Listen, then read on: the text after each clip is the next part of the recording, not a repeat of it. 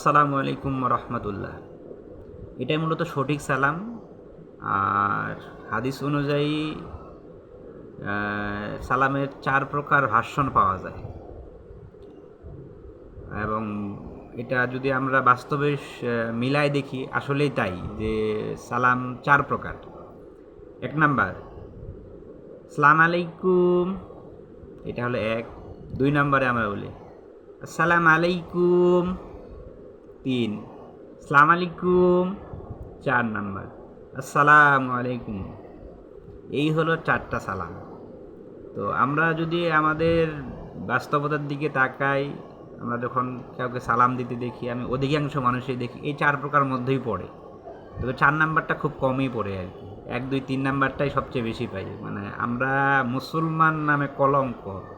যদি আমরা এর অর্থগুলোর দিকে তাকাই, তাহলে আমরা মনে হয় না যে মানে আমরা কোথায় আছি? আমরা কি সালামের নামে আল্লাহ শান্তি কামনা করি, নাকি আমরা গজব কামনা করি?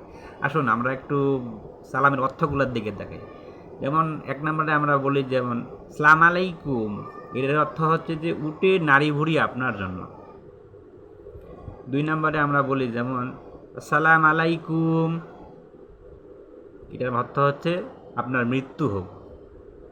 3 নম্বরে সালাম আলাইকুম, আপনার উপর, এটার অর্থ হচ্ছে যে আপনার উপর গজব পড়ুক। 4র্থ নাম্বার যেটা সঠিক সালাম, সেটা হচ্ছে আসসালামু আলাইকুম, মানে হচ্ছে আল্লাহ, আপনার উপর আল্লাহ শান্তি বর্ষিত হোক। তাই আসুন আমরা যেহেতু মুসলমান, আমরা একজন মুসলমান আরেক মুসলমানের কল্যাণ কামনার্থেই মূলত সালাম দিই। আল্লাহ শান্তি বর্ষিত হোক আল্লাহর উপর। আপনার দেখা হওয়া মাত্রই বা ফোনে কথা বলার সময় আমরা তার জন্য শান্তি কামনা করি, বা তার উপকারার্থে, তার সে ভালো থাক, এই জন্যই আমরা মূলত সালাম দিই। তার উপর আল্লাহ শান্তি বর্ষিত হোক। এবং ইসলামে বলা আছে আসসালাম ও কাবলাল কালাম, কথা বলার আগেই যেহেতু সালাম দিতে হয়, তাই আসুন আমরা অন্তত সালামটা ঠিক মতো দিতে শিখি। যদি আমরা শান্তি বর্ষণের জায়গায় যদি তার উপর আল্লাহর গজব ফালাই দিই, তাহলে, এবং তার উপর উটের নারী ভরে তার মৃত্যু কামনা করি, তাহলে কেমন হয়ে যায়? খুবই খারাপ।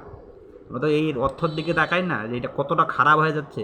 আমরা যদি জানতাম বা এর অর্থটার দিকে তাকাইতাম, তাহলে অবশ্যই আমরা এত খারাপভাবে কখনোই সালাম দিতাম না। তাই আসুন আমরা সঠিকভাবে সালামটা জেনে নিই, এবং সঠিক অর্থটা হচ্ছে এরকম আসসালামু আলাইকুম ওয়া রাহমাতুল্লাহ।